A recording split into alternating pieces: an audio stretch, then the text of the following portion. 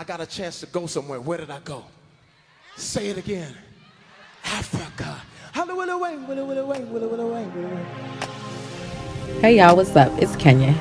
And as the Motherland Connect, I'm here to do my job and take y'all on a trip to West Africa, to Accra, Ghana to be exact. I decided to do this video as an effort to kind of bridge the gap between y'all, my niggas, and the continent. So if you've ever been curious about traveling to Africa, just keep watching and I'm gonna show you what it's like. Let's get into it.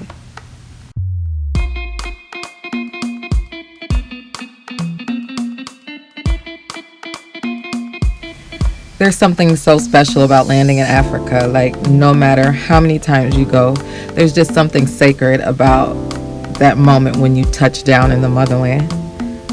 Y'all remember that scene in Black Panther where they were returning to Wakanda for the first time after a long while? And as they're flying in, the Black Panther is standing in the front and he's looking out over Wakanda and he's like, "This never gets old." It's so true. This feeling never, ever gets old.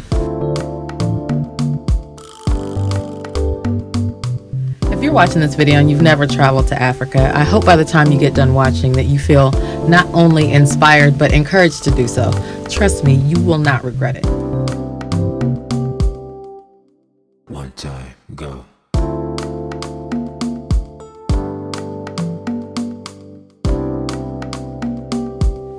As they say in Ghana, Akwaba. Welcome to Accra. This is the international airport that you would fly into. From the airport, you can catch an Uber and a taxi or have someone pick you up and take you to wherever you're staying. I usually stay in an Airbnb, which is a pretty straightforward process. Just get online, put in Accra, Ghana, and see what you can find. Now, before I go any further, I want to say that this man right here in the front is fine. Yes, God. Anyway, this is out at Kokrobite Beach. It's about an hour outside of Accra. Now, Accra is a very modern and metropolitan city, so this is not something that you're necessarily going to see every day. So I like when I run into an opportunity to see one of these traditional cultural dance troupes perform.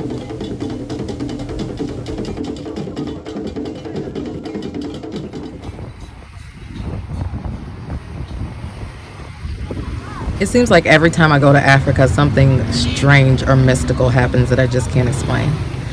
So this time, I hear this knocking on my window, right? So I go to check and see what's going on, and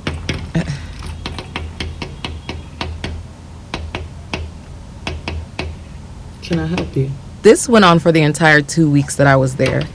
Every morning, this bird would come knocking on my window. Sometimes it would come in the afternoon, just knocking and knocking and knocking.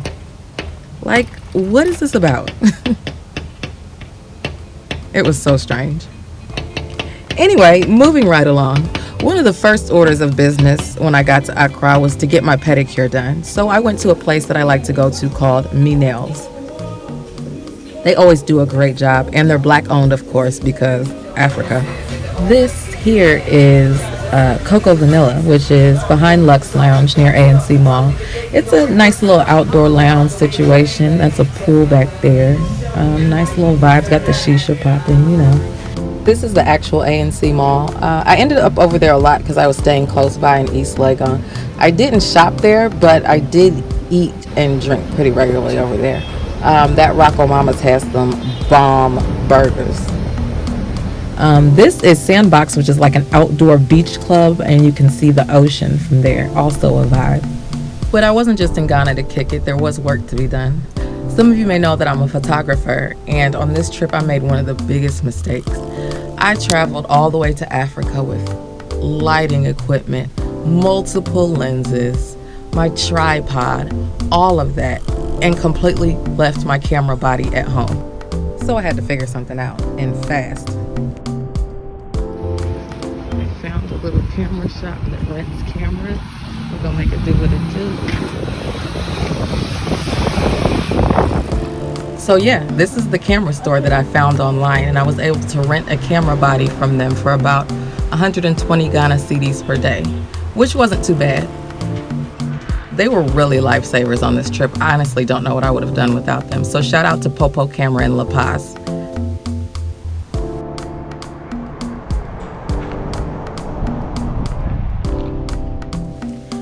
So because I was able to rent that camera, I was right back on track. Come through, Accra. For those of you wondering, Accra has a thriving art and creative scene. So I was able to connect with some models I met on my last trip to get some marketing photos done for the new business venture that my sister and I are starting. I'll talk more about that on the next podcast. Here's a little preview of the work. Shout out to For a Photo. That's me.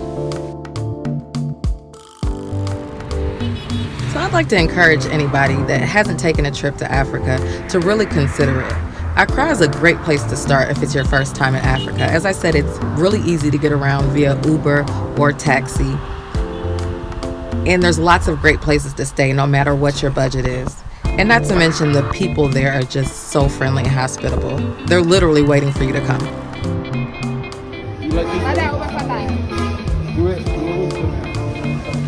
Now we're getting into the charity portion of the trip. Here we're at the market buying some things.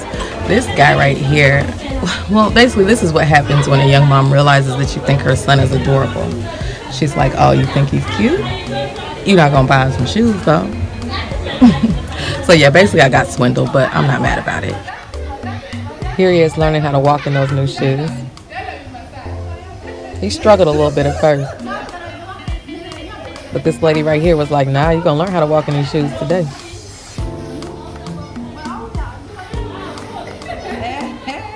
There you go. So cute.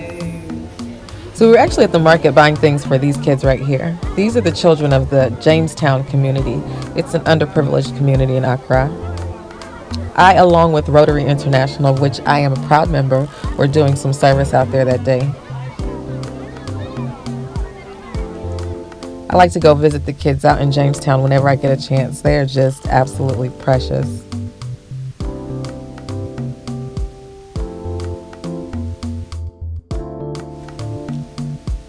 Now, before I get into the one incident that I had in Ghana, and it was rather unfortunate, I want to make this disclaimer. When it comes to service and hospitality, Accra is top notch. They have some of the best cocktails and food, like this right here, for instance. These oxtails from Sandbox were just This right here is wache. This is a Ghanaian specialty. This wache in particular is from a place called Rockstone, and their wache is just like next level. These are some wings. A lot of places make fries out of yams instead of potatoes. Also delicious. These kebabs, y'all. They had goat, they had chicken. They were amazing. I still did my thing. I still went to No, but like you said, in somebody's household. Juiciest kebabs I've ever tasted in my life. In somebody's house. Ghana, if it's for kebab, you win. Right here is some fried rice and chicken. That was absolutely delicious. This they call red. It's made with black-eyed peas and they serve with plantain. So again, when it comes to food and service, Accra is top notch. Now, the service is going to take a little longer than you're accustomed to in the U.S., but it's good. And this brings me to my incident. And y'all hear me out and tell me if I'm wrong. Okay, so question. If you walked into an establishment and you saw this lady preparing your food, if you saw this auntie preparing your food, what would be your first thought? I'll tell you what I thought. This was my Instagram story. You know I thought it was going to be fire because I was recording her preparing the food. I was hyped. I just thought it was a universal black fact that when the cook looked like this, that food is guaranteed to be fire. Again, I was hyped. But let me tell y'all something. I went home and tasted that food. What? Hell no. Nah. Y'all, it was bad. It was bad. Not only was it not great like I thought it was going to be, it was bad. And when I tasted it, I just kept thinking back to this moment here, like the way she was so boldly and stoutly owning this kitchen, the way she was just taking her time to serve my food. We were there for a while. She was moving kind of slow and with such confidence. The way she was moving around that kitchen and the food. Anyway, Luckily, someone put me on to Bush Canteen, which is a very unsuspecting spot. Little canteen situation, you know, big tables. You go in there, you grab a spot after you order your food, and let me tell you something. This lady back there is doing God's work. Back there, pounding the fufu. Freshly pounded fufu. Once that's pounded, you move along to this lady here, and she puts your choice of soup or stew on top of the fufu. All right, so this is the fufu that I brought home from Bush Canteen. That's how they serve it, to go in a little sack. I'm eating fufu with peanut soup, which we also eat in Sierra Leone, so I was super excited to know that they eat that in Ghana as well. It's delicious. Yeah. In the peanut soup or groundnut soup, they'll put chicken, fish, whatever it is you prefer, or no meat at all, if that's your thing. And this is me smashing the fufu. Proper fufu etiquette requires no utensils. You gotta get your hands dirty when it comes to fufu. This fufu was super hot, it was burning my fingertips, but I literally couldn't wait. Yeah, you know it was good when you start dancing.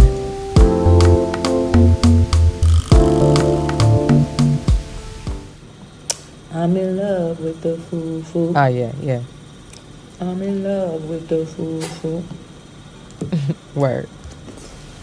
So yeah, shout out to Bush Canteen. This is me there on a completely different day because I loved it that much. I mean, it's just the perfect fufu. So yeah, that's about it, y'all.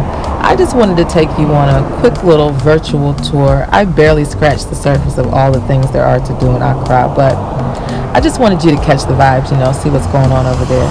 If you've never been to Africa, this isn't a personal invitation per se. I'm just playing. Y'all know y'all my people. You're absolutely invited. And if you have any questions, feel free to comment below and I'll try to answer them as best as possible. Till next time, peace.